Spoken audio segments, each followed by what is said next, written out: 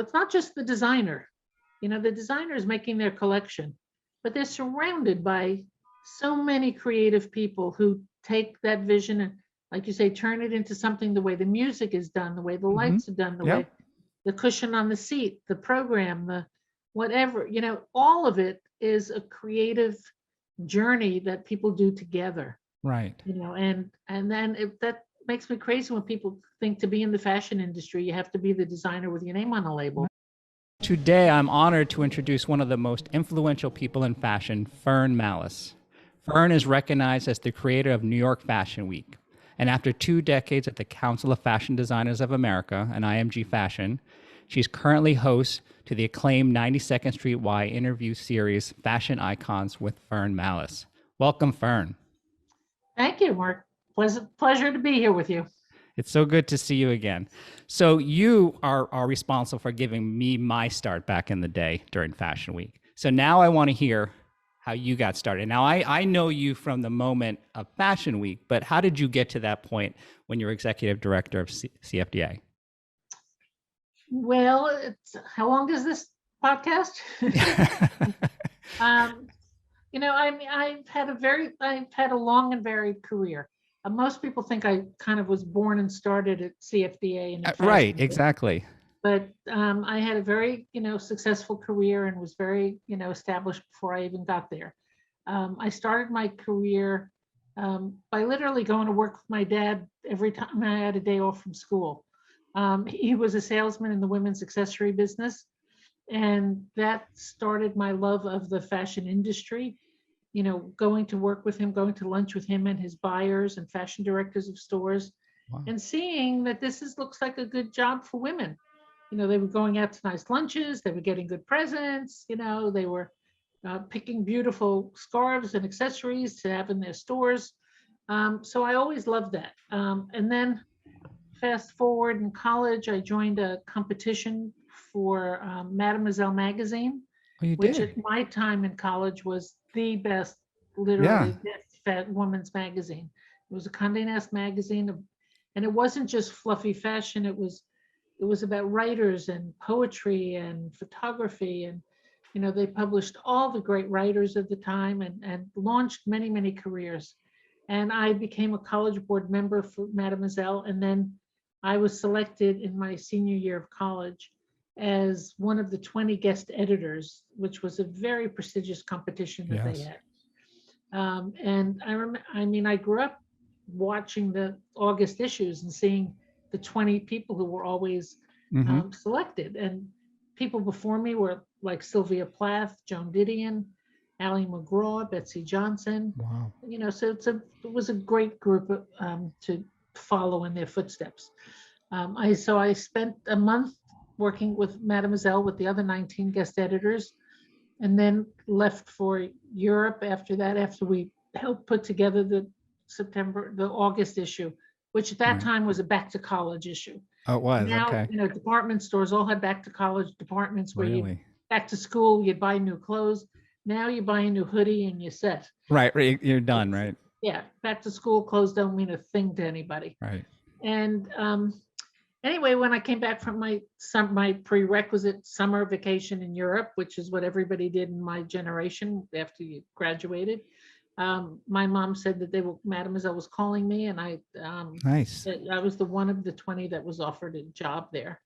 And I spent the next few years going to other college campuses all over the country, meeting guest editors, and then doing, in fact, the merchandising department, which was the beginning of, I'd have to say, my event experience.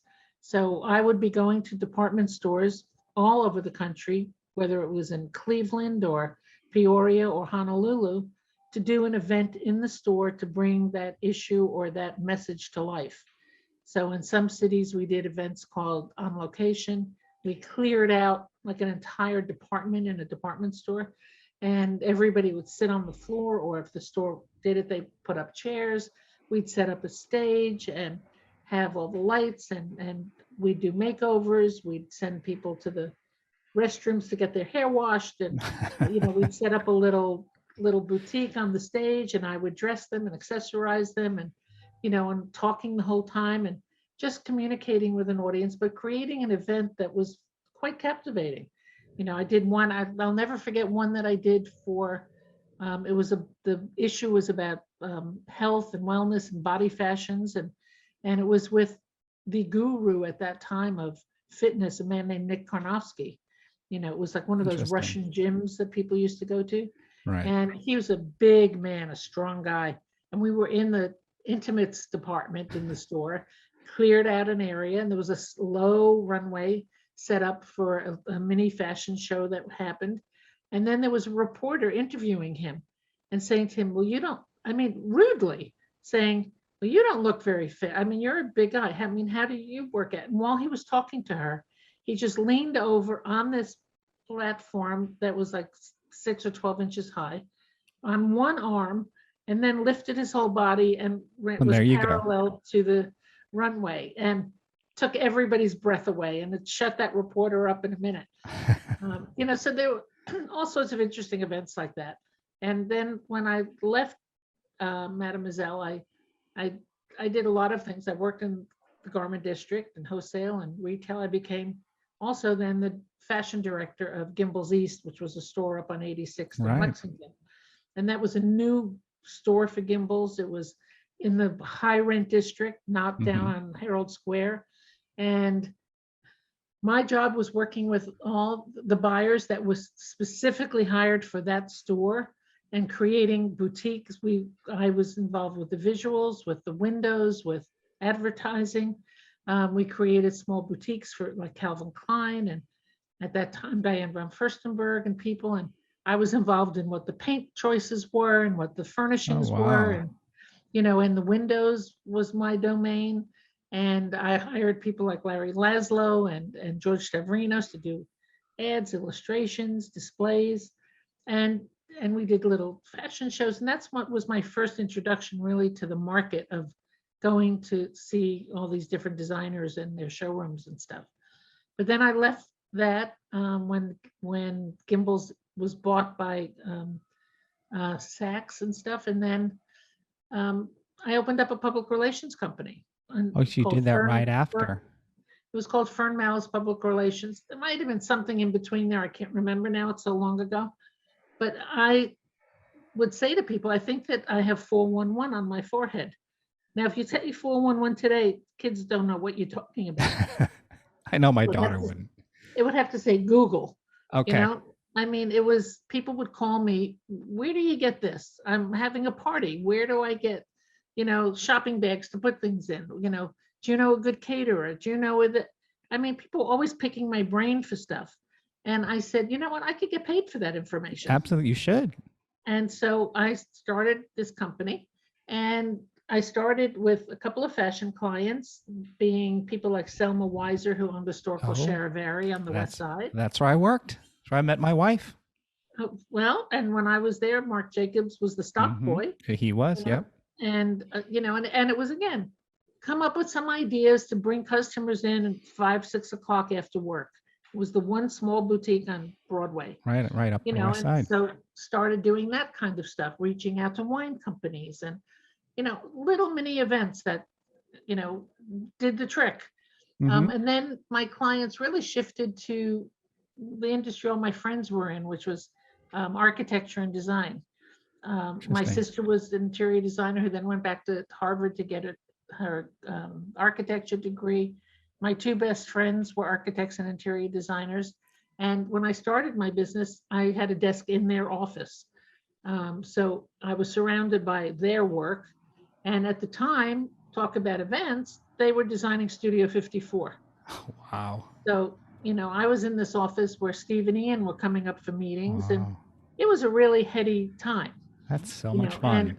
And my my second assistant, I guess, was a young woman named Jane Hertzmark, who today is Jane Hertzmark Hudis and is the group global president of Estee Lauder worldwide. Oversees almost like 3/4 of their brands. It's probably the biggest job in the cosmetic industry. And she worked for me for 6 years. And, and she still says when she talks to people, Fern taught me how to do this. Fern taught me how to put the staples in the right way, how to do the margins this way and how to make things look a certain way. Yeah. And our clients were furniture companies, textile companies, rug companies, all the interior furnishings types of people.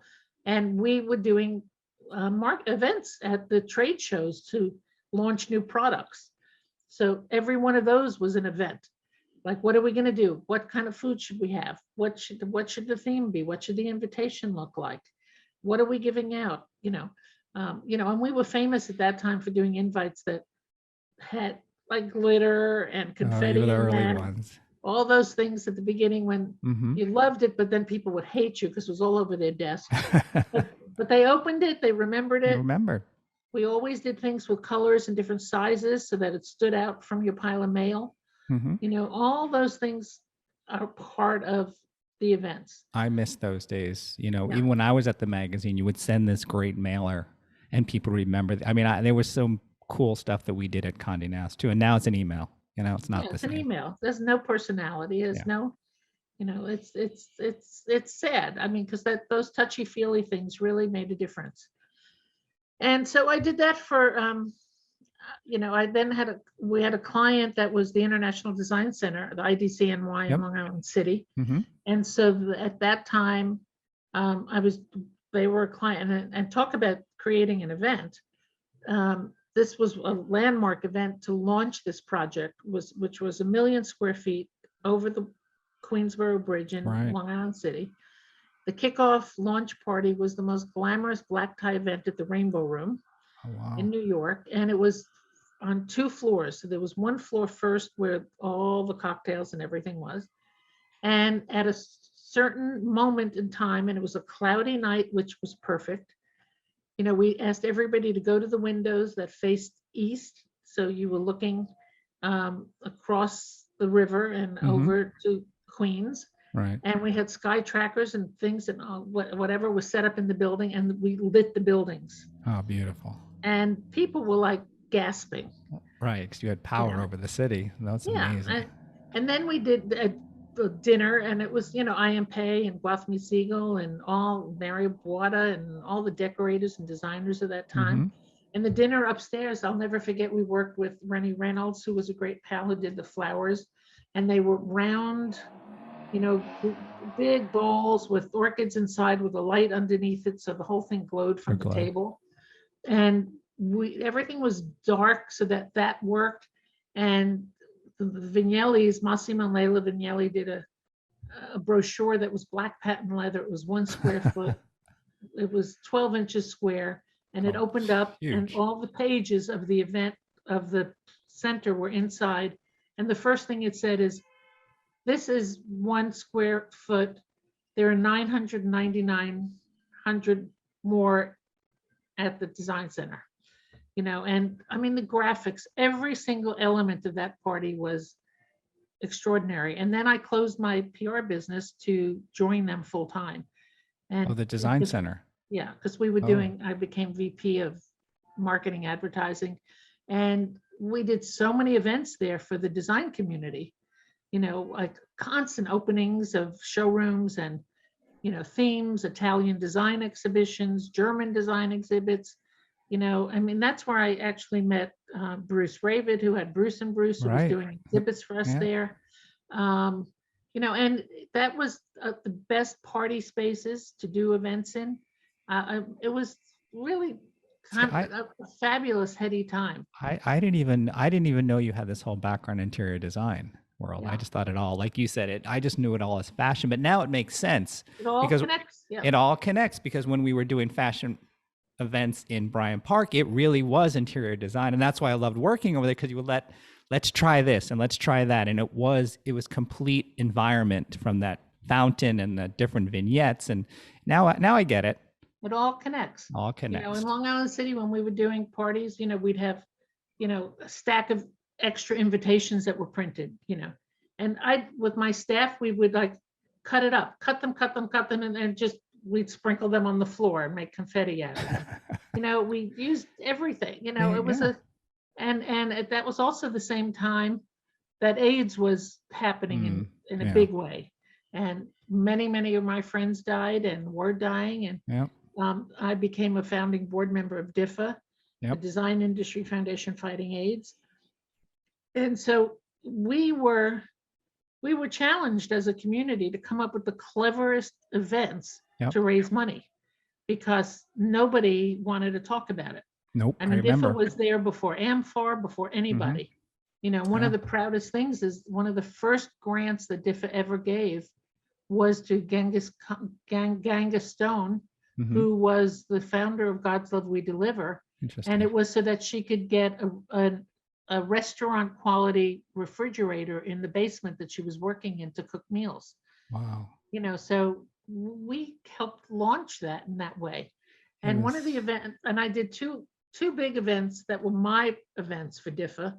One was the Ultimate Warehouse Sale, which Mhm. was in one of the big buildings at the IDC NY, and every furniture company had a booth, had an area, and furniture and rugs, everything was so, I mean, it was done, but like first class, First, right. you know, with perfect aprons that the Vignelli office designed, that were, you know, with all the tools on them, and everything was beautiful. And then I did something called edible architecture. Remember that? Yep. And I got every architect and interior designer in New York to draw up a building or three-dimensional look of something. And long before there was a cake channel or a food channel or a cupcake Right. business, Right. Exactly. you know, I researched and found every specialty food baker and cake baker, and everything was turned into a three-dimensional cake or cookie. And then we put plexi boxes around them. They were on display for a week over Christmas at one of the interior showrooms. We filled up buckets of candy in every corner of the room. You know, we used to go to those wholesale candy suppliers. Down in the You know. East Village. Yep. Yeah, and the Yeah. nut suppliers where you'd go and get volumes of that stuff, you know, and then everything was sold at auction at Sotheby's, and it raised a little over $500,000, which was a Wow. lot of money at that time. Yeah, that's a lot back then. Yeah, Yeah. that is a lot. So then now you went from there, and then when did you start CFDA? Well, after at the IDC NY, when I was there, we then hit the brick wall of the recession. It was the late 80s, 90s, in the 90s starting. And so we were renting hundreds of thousands of square feet, and then it stopped. Right. So I was let go, you know, which I always get crazy that creative people are let go before the idiot business people. Right. you Right. know? Because You know, that's when they would need us, I would think. need us the most at that point. Exactly. So I left, and I freelanced in Loving and Weintraub, Harriet Weintraub and Mary Yep. Loving's office. Mhm.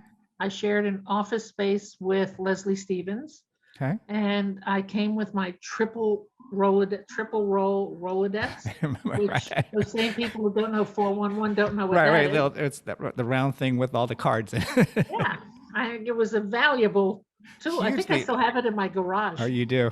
I think so. And you know, and then I was working on events for them, you know, so they had Pantone was a client that I worked with, created a color day at the Cooper Hewitt Museum with seminars all day about color and advertising, color and fashion, color and this, you know, and the cocktail party at the end of the day, I had the caterer dye all the food different colors. So the cheeses were pink, and the red was green, and everything was, people were freaking out. Everything tasted fine, but Right, you it just you looked a start little seeing the things in the colors. But it was so much fun. But while I was there, it was a couple of months, I was reading about the CFDA, looking for, they had done their first 7th on Sale event, which I went to, which was in the Armory and was a legendary AIDS benefit that they Right. finally pulled off. And at the end, and during that time, I kept reading Women's Wear Daily, which I read since high school because my dad would bring it home, that they were looking, actually that started after. I went to that event.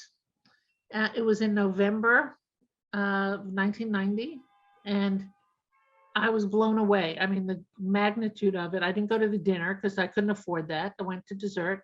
Robert Isabel, who was one of doing the the most florals, yep. extraordinary event planners and designers, created the whole atmosphere in there with gauze from the high ceilings of the Armory. I remember that. Every designer booth for 2 hours, you would shop and then get online. There were lines around the corner of the Armory for a whole weekend. And they had like flowers suspended from the ceiling. I remember one of the first events I've seen too, and I was like, the scale alone, was nothing I'd ever. The fact that actually this was somebody's job to do that, I think that was like, this is very cool. I can do this. I want to do this. Who does this and how? Exactly. So I mean, I was blown away at that event, and when it was finished, they raised about $5 million. They literally didn't know even how to distribute it. Carolyn Rome was the designer who was president. She resigned. Mm-hmm. They had an executive director who was a good friend of Perry Ellis's, and he didn't have his contract renewed. In the office, I mean, he actually worked in their office, and then the office that CFDA had was like it was like a big closet. It was in the back of by the freight elevators in 1412 Broadway. And I was reading how they were now in search of a new director to take them to a new place, because at that point, unless you were a real insider, you had no idea what the CFDA was. Right. And actually, right. And for those who may be listening, who don't know at this point, it's the Council of Fashion Designers of America.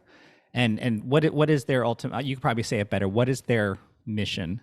Their mission at that time was to further the goals of the fashion community and to treat fashion as an art, to put it on the level of literature and dance. And, and the organization was formed by the doyen of PR, Eleanor Lampert, and she went to Washington, D.C. and said the fashion industry should have a voice. And they said, create an organization, and became, a 501c3 and a 501c6. And, so they, and they did some events. They had, what they were doing at that time was their own fashion awards, which they had taken over from the Coty company.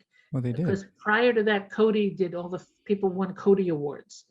But then all of a sudden, the designers started doing their own fragrances and working for different companies. And they said, why are we giving Coty any publicity on this? We should be doing our own awards. And they were small, beautiful events up at the Metropolitan Museum of Art. And if you were Babe Paley and Dita Blair and the New York socialites, the Pat Buckleys, those are the people who went with the designers. Not like the Met Gala that we see today. Right. Talk about events. Right. And so that's how do I get off onto that's CFDA. So CFDA, and then CFDA, you got into then became executive director. I said to the guys in the PR office, maybe I should go up for that job. Because I had organized the interior designers and architects and got them together. I said, maybe I could do that for the fashion designers. I threw my hat in the ring. I was called like the minute my resume was received. Nice. They had already narrowed down their search to 5 people that were finalists after seeing, 30 or 40 and having seen, 100 resumes.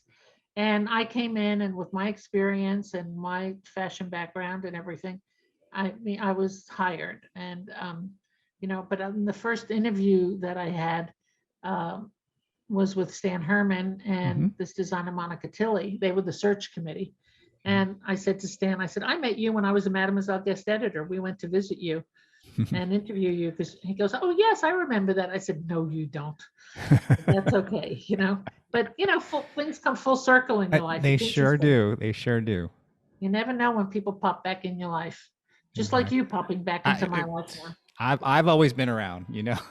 But it's interesting. So when I started, you had I guess you must have had it, you were like 2 to 3 years into CFDA.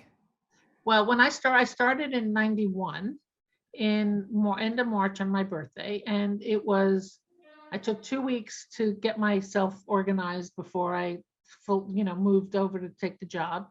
And that's when they had Market Week, which, was Fashion Week, essentially.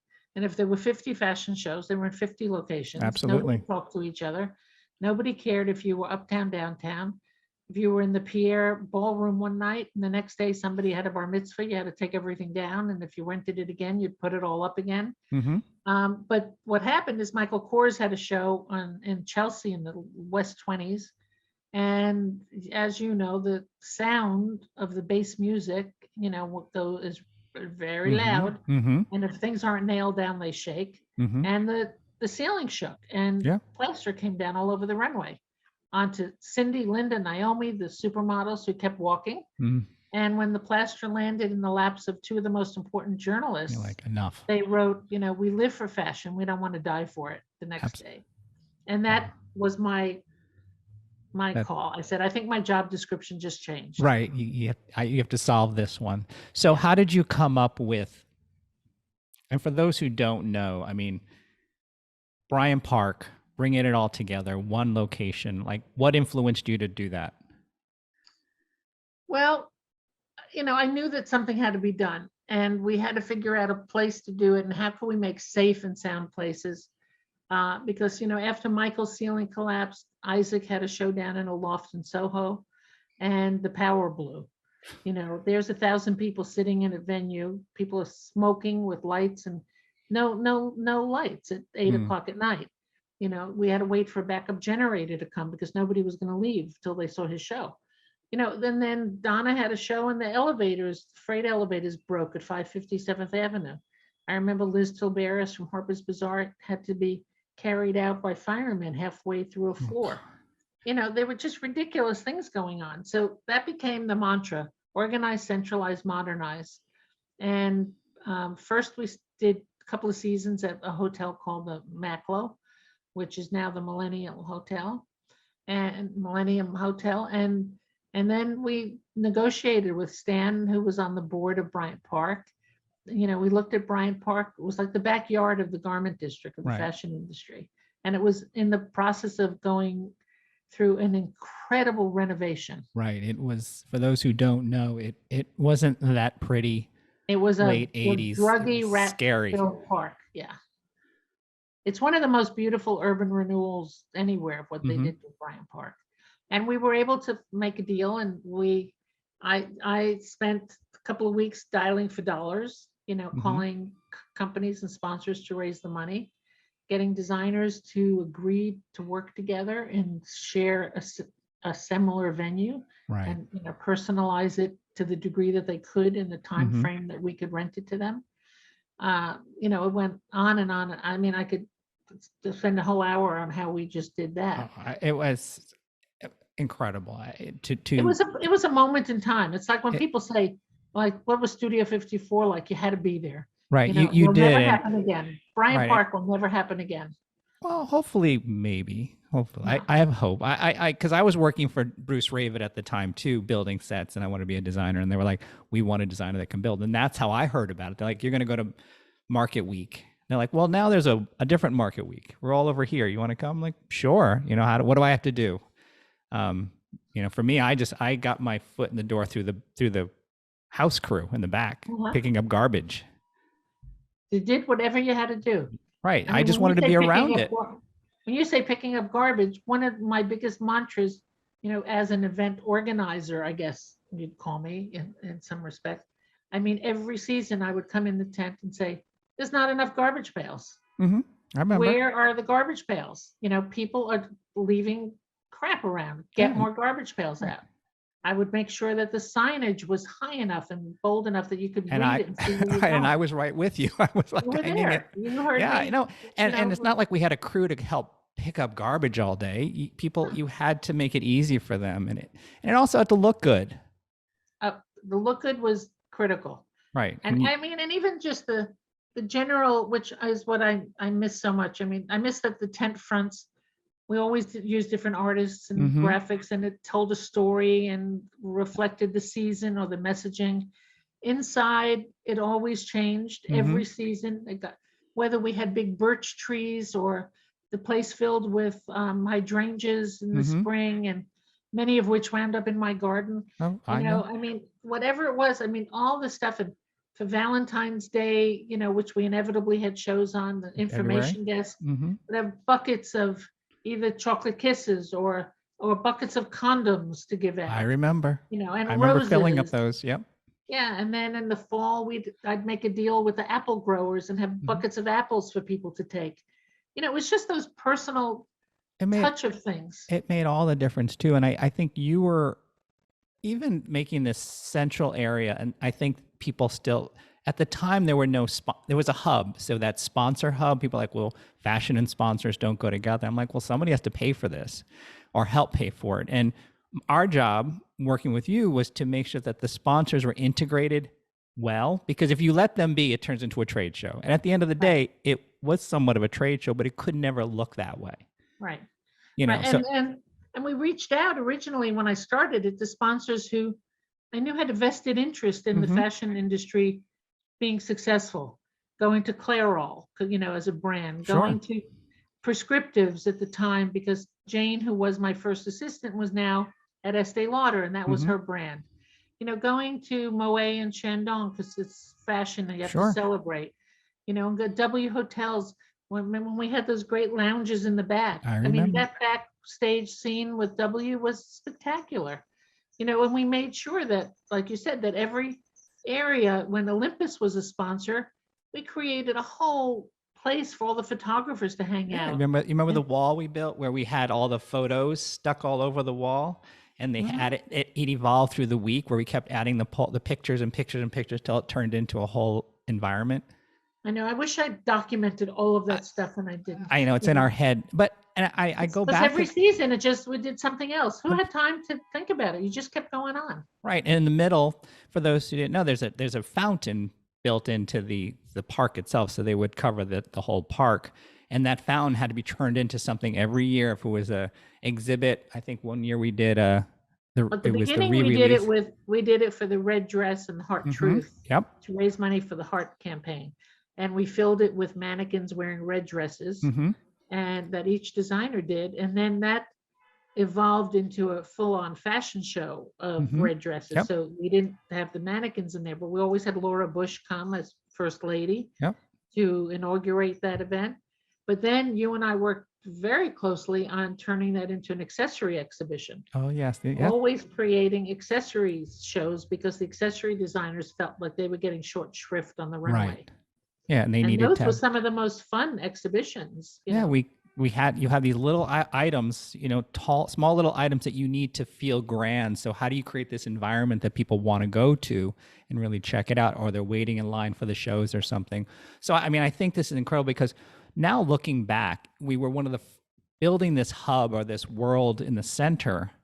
Now you look at the Academy Awards and all that, they have these great lounges and everything. It's like, but we were the ones who kind of created this and kind of showed what could be done. It didn't need to be messy. And with your help, you kept it curated. I would always say when you were at CFDA, it was curated. Outside of CFDA, it kind of lost its thing. But it always needed a focal point as to what is the theme we're going to put into it, what is it going to look like, and then kind of protect how it would be cohesive. Yeah. What was the carpeting we would use to communicate? Everything about it all connected and made sense. Right. Whatever that theme, wasn't it? I remember sitting in the meetings and the tote themes. bags. We had huge bags with all the sponsored products. That was a big thing. Everybody the press would line up for days waiting to get their bags. Right. I mean, you could sit in that lobby and you just can watch people all day. You would just. And there were people who sat there all day. Yeah, some we'd have time to go, time to go. Yeah, we called them lobby fleas. Right, I remember them. It's like time to go. I know it's comfortable here, and there's some companies. Or I remember people sneaking to get in. That was the other thing, using. Oh God, yes. That was. There were fun. people who snuck in telling security that they were me. Oh yeah. Or I had people saying. Citadel, Ty and his guys would go, I don't think so. Right. Or I'd have people saying they worked with me. They're working for me, and then they needed to help me. I'm like, I don't know who this person is, or they worked for me 2 years ago. We're not work. It was so much fun to what I did, because I was working at Condé Nast at the time, and that's where I found my, actually through there, and then started working at Condé Nast. I would come back every season to the shows to actually learn things, because all the vendors, all the lighting designers, the scenic had all these new ideas, all the creative, and I still work with a lot of them today, BLT and Caden and all those people. And they Yep. still, No, the people who worked in fashion were, it's not just the designer. The designer is making their collection, but they're surrounded by so many creative people who take that vision and, like you say, turn it into something the way the music is done, the way the lights are done, the way the cushion on the seat, the program, the whatever, all of it is a creative journey that people do together. Right. And then that makes me crazy when people think to be in the fashion industry, you have to be the designer with your name on a label. No, No, you don't. It's a way, I think it's a way of thinking. Even today when we work, I'll work with some of the vendors from fashion. I don't have to explain to them why I do what we do, why certain things have to be put a certain way. Some people are like, it's good enough. No, it's not. And those who have worked in fashion, worked with you throughout the years, understand it. It's just in your head. You understand it. It's that fine, it's that extra step, almost like an artist. I was speaking with a scenic or a carpenter. They're artists. They're not just vendors nailing things together. They care. So that's important. So outside of Fashion Week, and I know we talked about various events and stuff, what would you say is one of your most favorite projects you've worked on? Well, I think, some of the shows that I described from, DIFFA to, the launch of the IDC and, I'm proud of so many of those things. Right. I can't, they're all so great, and when I left after 20 years, basically, after the tents shut down in Bryant Park, and I said, you know what, that was my baby, I'm over it now, we're moving, let somebody else take it on. And it was one of the best decisions I ever made in my life. And it's all about timing. The industry hated the tents at Lincoln Center, even though they were beautifully done venues. It was just didn't work. Not the same. Not the same. The walk up there, to get in there, to walk through this place, and shoot me for saying this. I shouldn't, but they had no soul. There was no.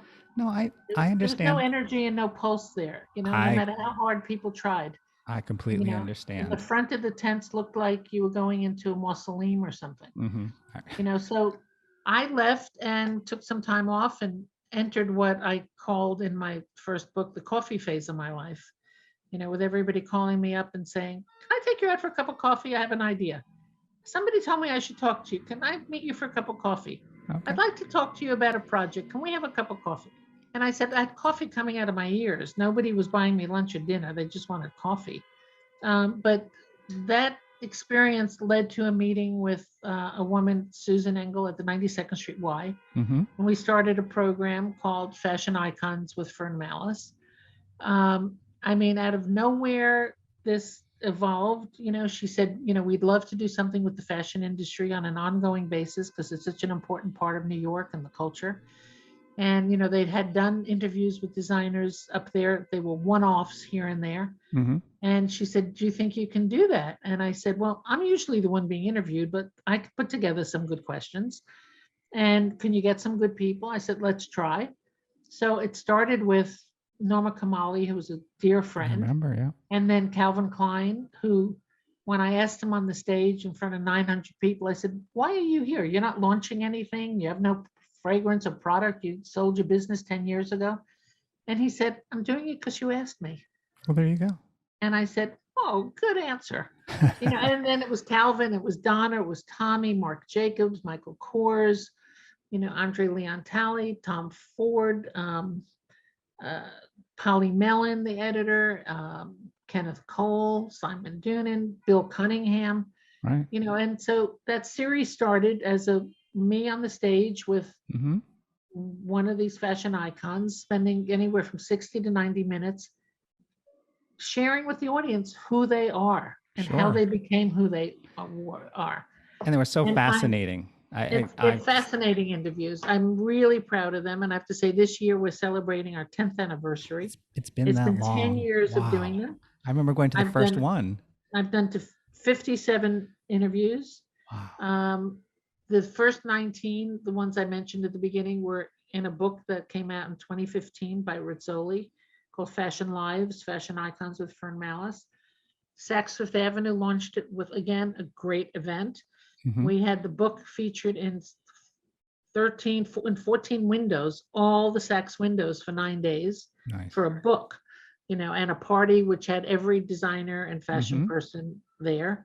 And then the book was reprinted several times and was done in Japanese. Oh, it was. And I'm happy to say we now have volume 2 at the printer.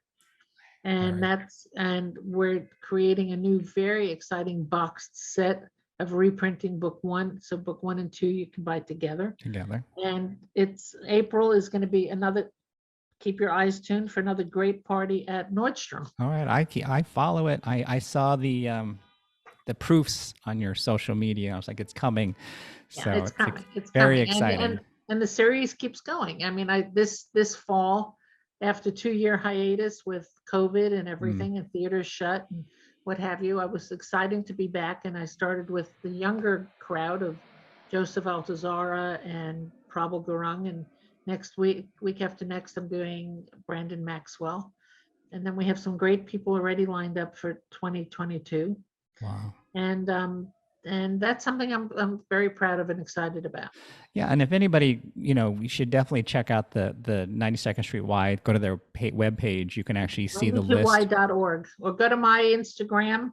And what is your follow me. Instagram, just so people know? It's just at Fern Mallis.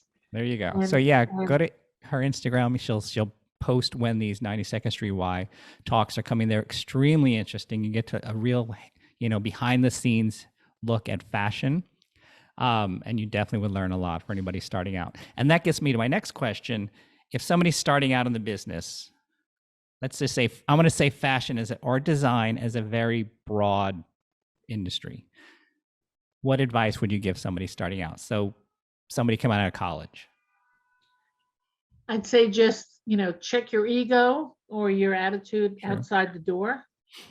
Just become a sponge. Listen and absorb everything around you. And